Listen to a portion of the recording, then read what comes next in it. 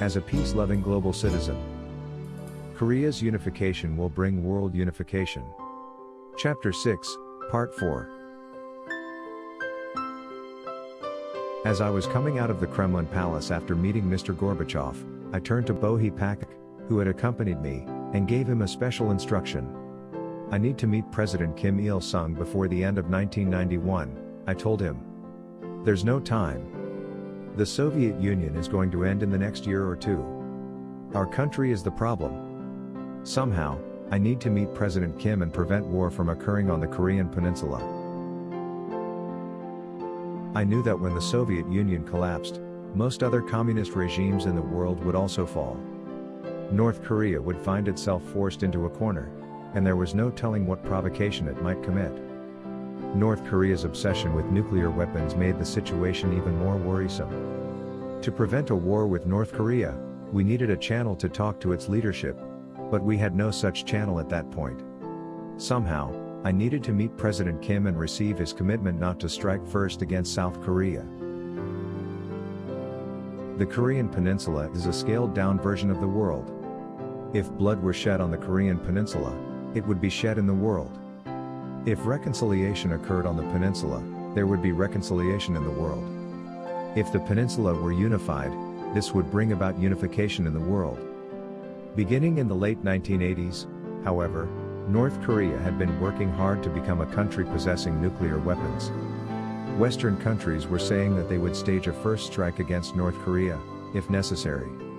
If the situation continued to the extreme, there was no telling what desperate move North Korea might attempt. I knew I somehow needed to open a channel of communication with North Korea. It was not an easy task. Bo Hee-pak communicated with North Korean Vice Premier Kim Dal-yun, but North Korea's response was firmly in the negative. The people of North Korea know President Moon only as the ringleader of the international movement for victory over communism, the Vice Premier said. Why would we welcome the leader of a conservative, anti-communist group? A visit to North Korea by President Moon absolutely cannot be permitted. Bo Hee-pak did not give up. President Nixon of the United States was a strong anti-communist, he reminded the North Korean official. But he visited China, met Chairman Mao Zedong, and opened diplomatic relations between the United States and China. It was China that profited from this. Until then, China had been branded an aggressor nation, but it is now rising as the central country on the world stage. For North Korea to have international credibility, it should establish a friendship with a worldwide anti-communist such as President Moon. Finally, President Kim Il-sung invited my wife and me on November 30, 1991. We were in Hawaii at the time, so we quickly flew to Beijing. While we were waiting in the VIP lounge of Beijing Capital International Airport, which the government of China had arranged for us to use, a representative of the North Korean government came and handed us the official invitation. The official stamp of the Pyongyang government was clearly visible on the document. The Democratic People's Republic of Korea extends an invitation to Mr. Moon's son Myung of the Unification Church, his wife, and entourage to enter the republic. Their safety is guaranteed during the period of their stay in the north. It was signed Kim Dal-yun, Vice Premier, Cabinet of the Democratic People's Republic of Korea. November 30, 1991. Our group boarded a special flight of Air Koryo, aircraft No. JS-215, arranged for us by President Kim. A special flight from President Kim had never been arranged for any foreign head of state, so this was very exceptional and special treatment. The aircraft flew over the Yellow Sea, up to Sinuiju, over my hometown of Gyeongju, and on to Pyongyang. The special route had been charted to let me see my hometown. My heart began to pound as I looked down at my hometown, dyed red by the light of the setting sun, and I felt numb deep in my being. I wondered, can this really be my hometown? I wanted to jump out right away and start running around the hills and valleys.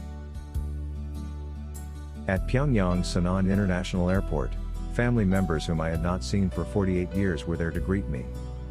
My younger sisters, who used to be as beautiful as flowers, had become grandmothers entering their senior years. They grasped my hands, creased their eyebrows, and began to cry wildly. My older sister, now more than 70, grabbed me by the shoulder and cried. I, however, did not cry. "Please," I said, "don't do this. It's important for me to meet my family, but I came to do God's work. Please don't do this. Get hold of yourselves." Inside my heart, I was shedding tears like a waterfall. I was seeing my sisters for the first time in more than 40 years, but I could not embrace them and cry with them. I maintained control of my heart, and made my way to our place of lodging. The next morning, as has been my custom throughout my life, I awoke early in the morning and began to pray. If there were any surveillance apparatus in the guest house, my tearful prayer for the unification of the Korean peninsula would have been recorded in its entirety. That day, we toured the city of Pyongyang. The city was well fortified with the red slogans of Juche ideology. On the third day of our visit, we boarded an aircraft to tour Mount Kumgang. Though it was the winter season, the Kuryong Falls had not frozen and still spouted a strong flow of water. After touring all the different areas of Mount Kumgang, we boarded a helicopter on our 6th day, to be transported to my hometown. In my dreams, I had felt such a strong yearning for my childhood home that I felt as though I could run to it in one bound. And now, there it was, appearing before me. I could hardly believe my eyes. Was this real, or was I dreaming? For what seemed like the longest time, I could only stand there, like a statue, in front of my home. After several minutes, I stepped inside. It used to be in the shape of a square, with the main wing, guest wing, storehouse, and barn built around a central courtyard. Now, only the main wing remained. I went into the main room, where I had been born, and sat on the floor with my legs crossed. Memories of what it had been like in my childhood came back to me as clearly as if it were only yesterday. I opened the small door that led from the main room to the kitchen and looked out at the backyard. The chestnut tree I used to climb had been cut down and was gone. It seemed as though I could hear my mother calling to me sweetly. "Is my little tiny eyes hungry?" The cotton cloth of her traditional dress passed quickly before my eyes. I visited my parents' gravesite and offered a bouquet of flowers. The last time I saw my mother was when she came to visit me in prison in Hyungnam and cried out loud. Her grave was thinly covered by the snow that had fallen the night before. I brushed it away with the palm of my hand and gently caressed the grass that had grown over her grave. The rough touch of the grass reminded me of the roughness of my mother's skin on the back of her hand.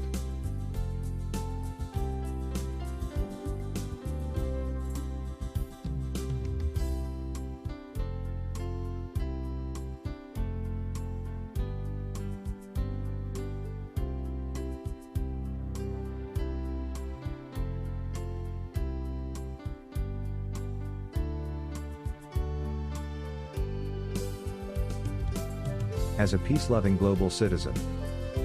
My meeting with President Kim Il-sung. Chapter 6, Part 5. I had not gone to North Korea because I wanted to see my hometown, or because I wanted to tour Mount Kumgang. I wanted to meet President Kim Il-sung and have a serious discussion on the future of our homeland. Yet, 6 days into my visit, there was no word on whether a meeting with President Kim could be arranged. When we arrived back at Pyongyang Sanan Airport by helicopter after visiting my hometown, however, I found that Vice Premier Kim Dal-yoon had unexpectedly come to meet me. "The great leader Kim Il-sung will receive you tomorrow," he told me. "The place will be the Myung presidential residence in Hyungnam, so you will need to board a special flight immediately, and go to Hyungnam." I thought to myself, they say he has many presidential residences. Why, of all places, Hyungnam? On my way, I noticed a large sign for the Hyungnam nitrogen fertilizer factory, where I had been forced to labor. It reminded me of my time in prison and gave me an odd feeling. I spent the night in a guest house and went the next day to meet the president.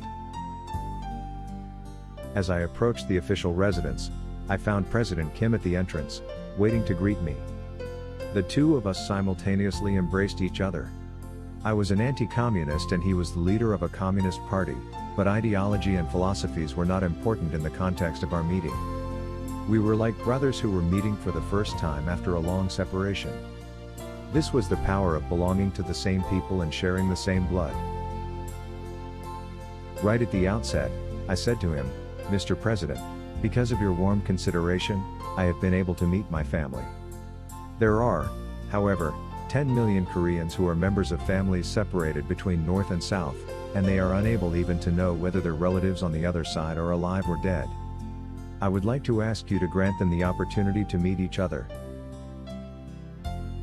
I spent a little more time telling him about my visit to my hometown, and appealed to his love for the Korean people.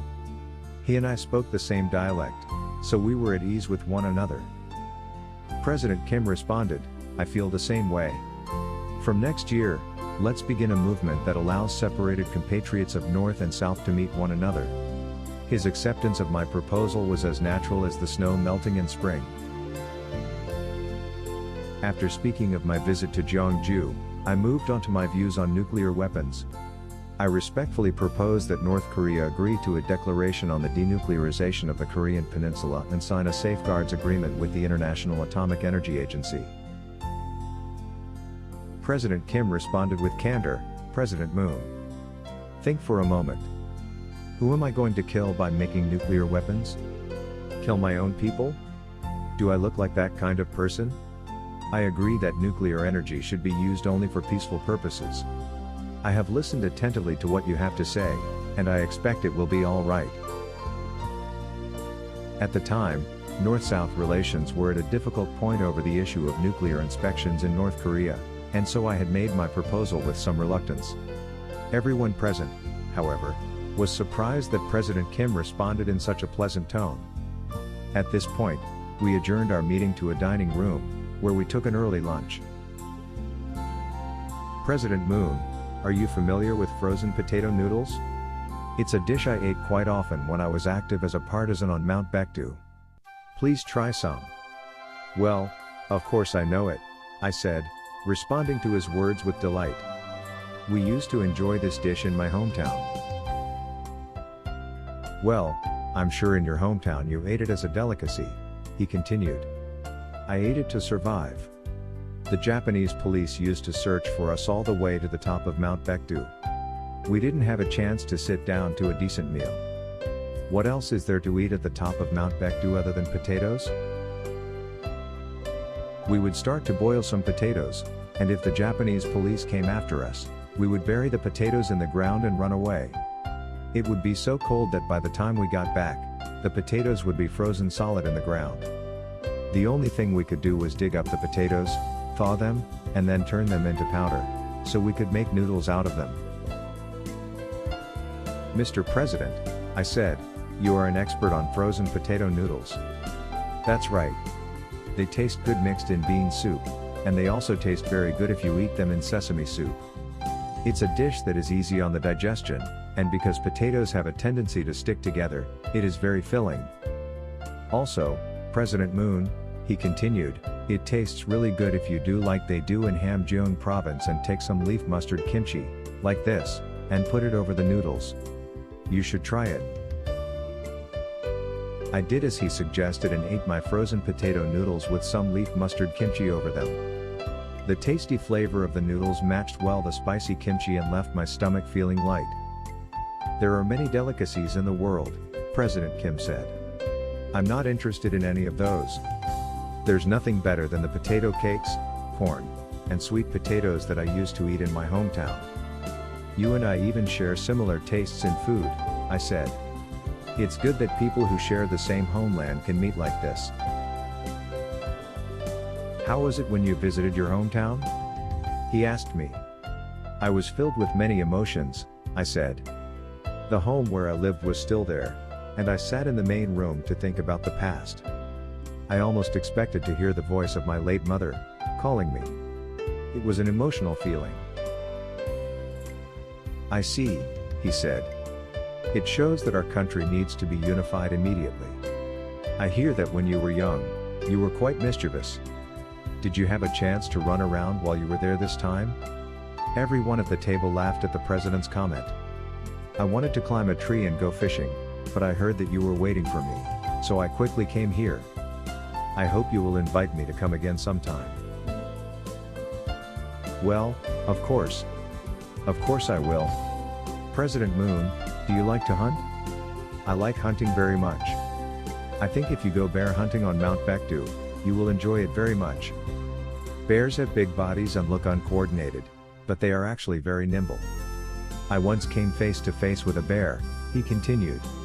The bear looked at me and didn't move a muscle. If I had started to run, you know what would have happened, don't you? So what was I going to do?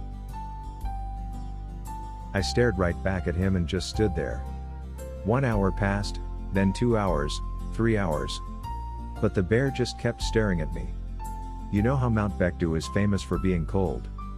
I was afraid I might freeze to death before the bear ate me. So what happened? Well, President Moon, do you see the bear sitting here, or do you see me? I laughed out loud, and President Kim immediately followed with a suggestion. President Moon, he said, the next time you come, let's go hunting together on Mount Baekdu. I responded quickly with my own invitation. Mr. President, you like to fish, don't you? On Kodiak Island in Alaska, you can catch halibut that are as big as bears.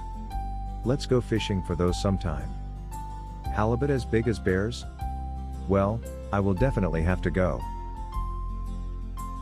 The two of us were able to communicate well about our shared hobbies of hunting and fishing. At one point, we each felt we had so much to say to the other that we just started talking like old friends meeting after a long separation. Our laughter echoed around the dining room. I also talked about Mount Kumgang. I went to Mount Kumgang, and it really is a beautiful mountain, I said. It needs to be developed as a tourism destination for our people. Mount Kumgang will be an asset to our unified homeland, President Kim said.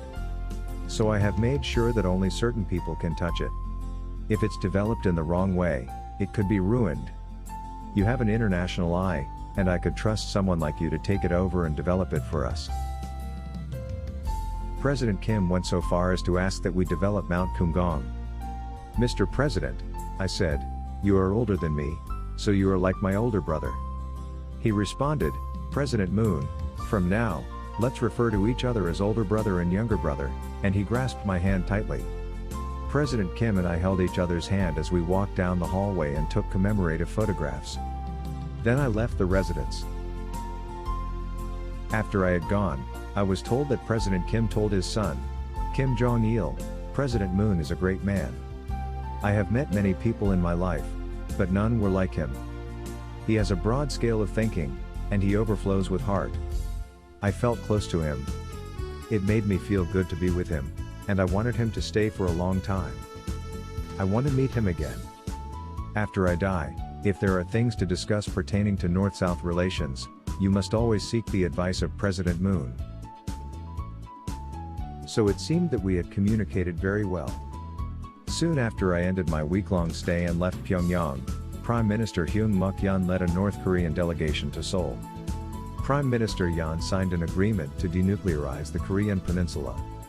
On January 30th of the following year, North Korea signed a nuclear safeguards agreement with the International Atomic Energy Agency, thus fulfilling the commitments that President Kim had made to me. These were the results I accomplished by going to Pyongyang at the risk of my life.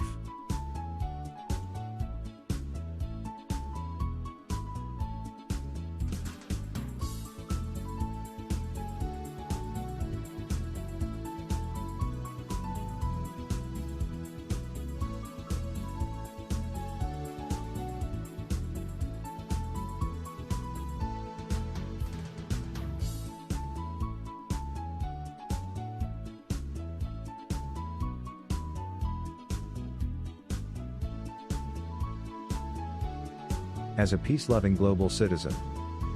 The land may be divided, but not its people. Chapter 6, Part 6. The Korean Peninsula is one of the last remaining divided countries on Earth. We have the responsibility to unify the peninsula. We cannot pass a divided homeland on to our descendants. It is impermissible that a single people should be divided and for peace-loving people to be unable to see their parents or siblings. The line that divides North and South Korea was drawn by human beings. Land can be divided that way, but not people. That we do not forget each other and continue to yearn for each other even after more than 50 years of separation shows that we are one people. The Korean people were traditionally known as people of white clothing, because of the color of our clothes. White is the symbol of peace. Our people are people of peace. During the time of the Japanese occupation, Koreans, Chinese, and Japanese lived in Manchuria and Siberia, sometimes helping each other and at other times killing each other. During that time, Koreans never carried swords or knives as did the Japanese and Chinese. Instead, we carried flint rocks. Lighting fires in the frozen land of Manchuria and Siberia was a way of protecting life. This is the kind of people we are. We respect heaven, uphold moral principles, and love peace. Our people shed much blood during the time of the Japanese occupation and the Korean War. This, however, did not bring about the unification of our country or the establishment of a sovereignty of peace. Our country was broken at the waist into two pieces, and half became a dark world of communism. We need unification to restore the sovereignty of our people.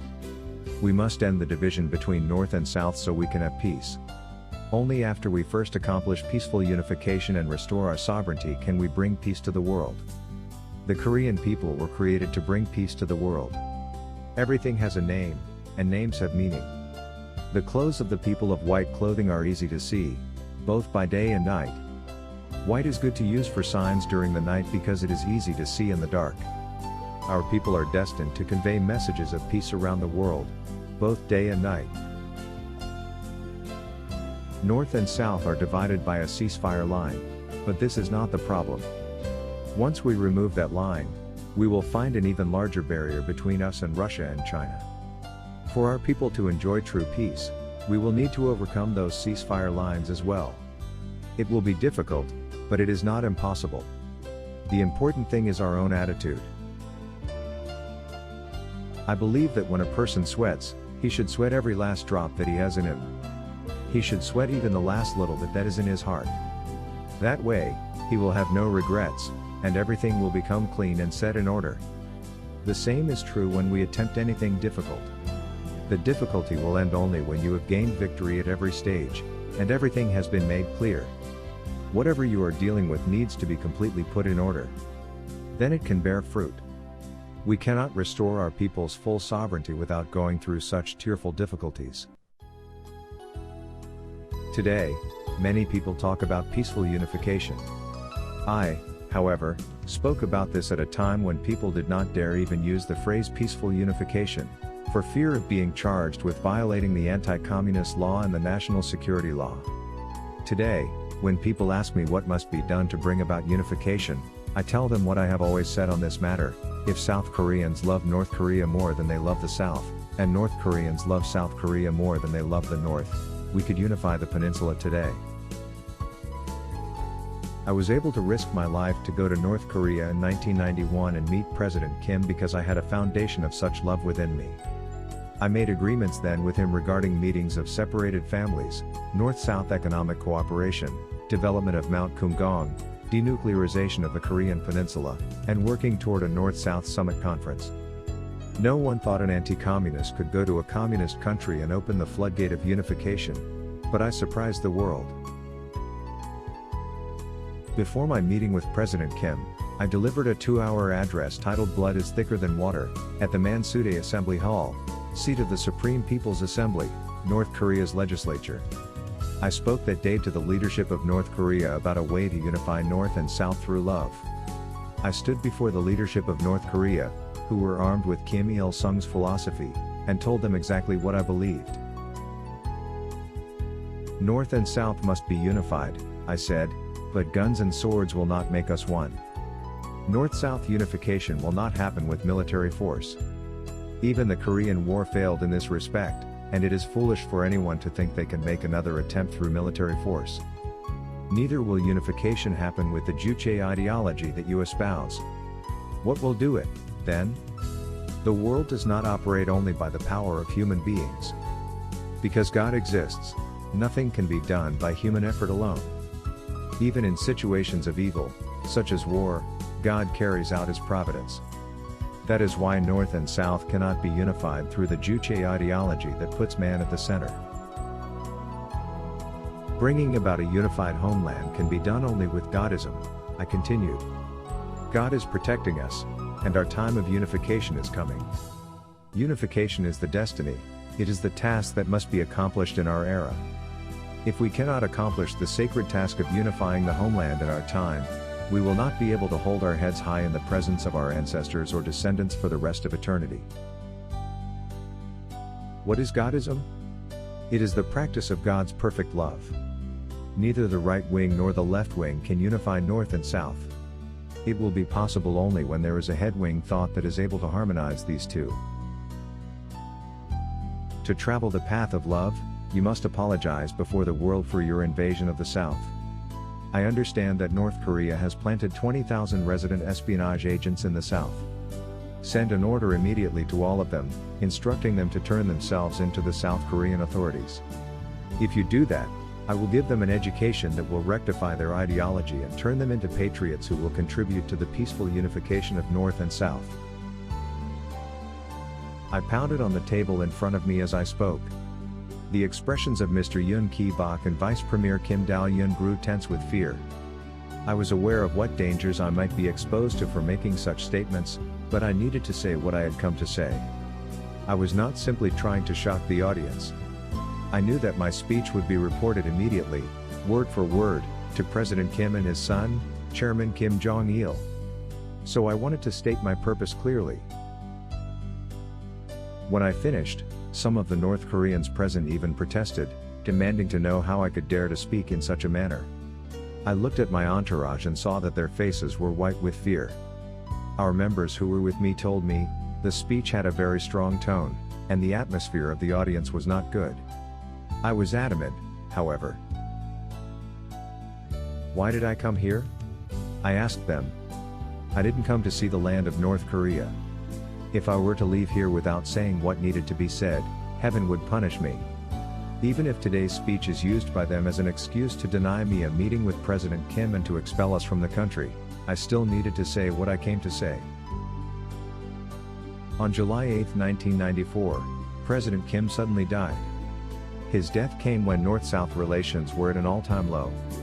Patriot missiles had been deployed on South Korean soil, and war hawks in the United States advocated the destruction of nuclear facilities in Yongbyon. It appeared that war might break out at any time. North Korea announced it would not receive any mourners from outside the country, but I felt it was important we send someone. I wanted to fulfill my obligation, as I had formed a brotherly relationship with President Kim. I called Bo Hee-pak. Go immediately to North Korea as my representative to mourn President Kim's death. I said. No one can get into North Korea now, he said. I know it's difficult, but somehow you have to go. I don't care if you have to swim across the Yalu River. Get in there and convey my condolences. Bo Hee-pak first traveled to Beijing and risked his life to communicate with North Korea.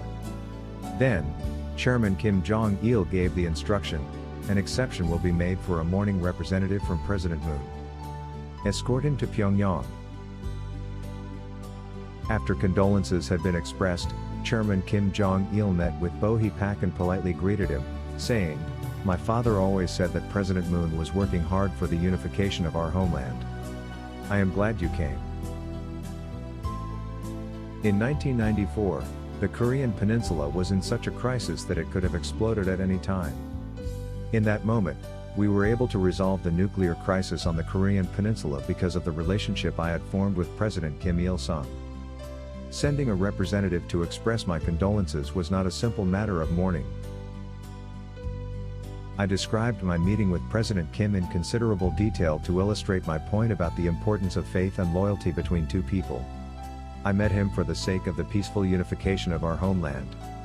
I was able to convey my concerns for the destiny of our people with faith and loyalty. As a result, after his death, his son, Chairman Kim Jong-il, accepted our mourning representative. There is no wall that cannot be scaled and no dream that cannot be realized when we share our love with a sincere heart. When I went to North Korea, I thought of it as my homeland and the home of my brother.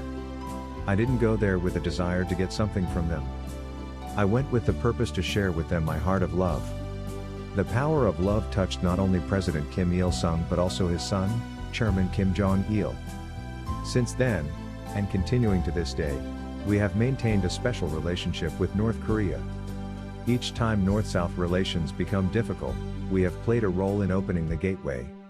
It is all based on the fact that I met with President Kim Il-sung, conveyed to him my sincere heart, and built a relationship of trust with him. That is the importance of trust.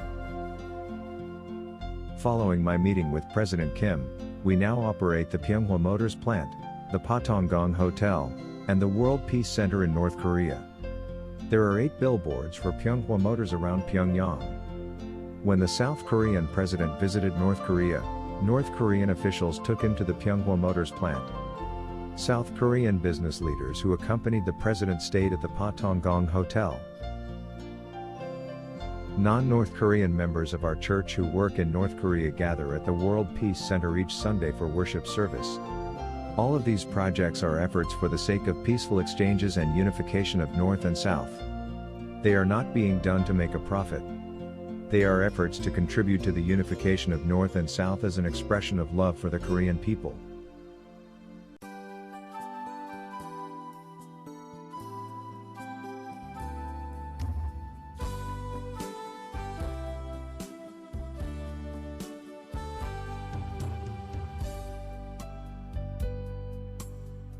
As a peace-loving global citizen. Not by guns or swords, but by true love. Chapter 6, Part 7. It is not just the ceasefire line that divides our people. The Yeongnam and Honam regions are also divided by an invisible line. Also, Koreans who live in Japan are divided between the Korean Residents Union in Japan, or Minden, which has ties to South Korea, and the General Association of Korean Residents in Japan, or Changrian, which has ties to North Korea. The conflict between the two organizations in Japan is based on the hometowns of their respective members. Second and third generation Korean residents in Japan, who have never been to their parents' hometowns, still live in conflict with each other, as they live within the lines drawn by their parents. The members of the two organizations use slightly different language, send their children to different schools, and do not intermarry. In 2005, I put into effect my long-held plan to create oneness among Koreans in Japan, as well as among Koreans in the Yeongnam and Honam regions. I invited 1,000 members of Minden and 1,000 members of Changrian to Seoul, and matched them in sisterhood and brotherhood relationships to 1,000 people from the Yeongnam region and 1,000 people from the Honam region. It is next to impossible for Changrian and Minden to sit down together in Japan and talk about the peaceful unification of North and South. The task of gathering these people in one place was difficult, but it was deeply moving for me to see them sitting together and embracing each other. One Changrian official at the event was visiting Seoul for the first time. He spoke in tears as he commented that he deeply regretted the many years he had spent fighting a war that was not his own, particularly as he was not even certain which part of the peninsula his father actually came from. He said he felt immeasurably ashamed for having lived his life with a meaningless line of division drawn in his heart. To fully understand the division of the Korean peninsula and the conflict between the two sides, we must be able to look comprehensively at the past, present, and future. Every incident has a root cause. The division of the Korean peninsula was created by the history of struggle between good and evil. When the Korean War broke out, the Soviet Union, China, and other communist countries came to the aid of North Korea. In a similar way, 16 countries, led by the United States, sent armed forces to the aid of South Korea. Also, 5 countries sent medical teams, and 20 nations provided war supplies. What other war in history involved so many countries in the fighting? The reason that the entire world became involved in a war that took place in the tiny country of Korea is that this was a proxy war between the forces of communism and the forces of freedom. It could be said that Korea came to represent the world, and that good and evil fought fiercely on its soil. Retired General and former U.S. Secretary of State Alexander Haig made an unexpected statement in his congratulatory remarks at the 10th anniversary of the Washington Times, celebrated in 1992. "I am a veteran of the Korean War," he said. "As a commander, I was in charge of the attack against Hyungnam, and we staged the strongest attack we could. I am deeply moved to hear that Reverend Moon was being held by the communists and was set free by that day's attack. It seems I was sent there to free Reverend Moon. Now, Reverend Moon is here to save America." The Washington Times is a newspaper that will save the American people by providing a balanced view of history that is neither right nor left, and show us the way forward. As we see, there is no such thing as coincidence in history.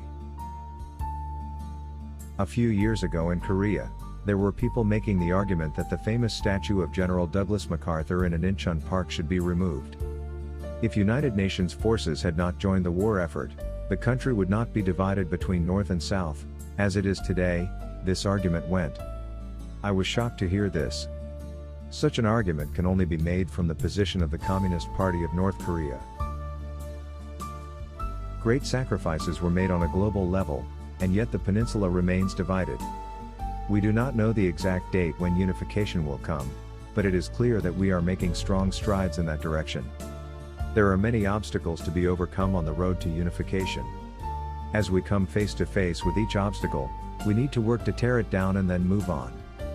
Though it may take a long time and prove difficult, unification will absolutely come if we work with the same desperation we would have if we were swimming across the Yalu River. Following the breakup of the Soviet Union, Romania resisted change the longest among the communist countries of Central and Eastern Europe. Then, at the end of 1989, Romania experienced a bloody uprising by its people. As soon as the regime was toppled, Nicolae Ceausescu, who had ruled the country for 24 years, was executed, along with his wife. He was a brutal dictator who mercilessly massacred those who opposed his policies. In any country, one reason a dictator will tend to tighten his grip is that he fears for his life in the event he may lose power.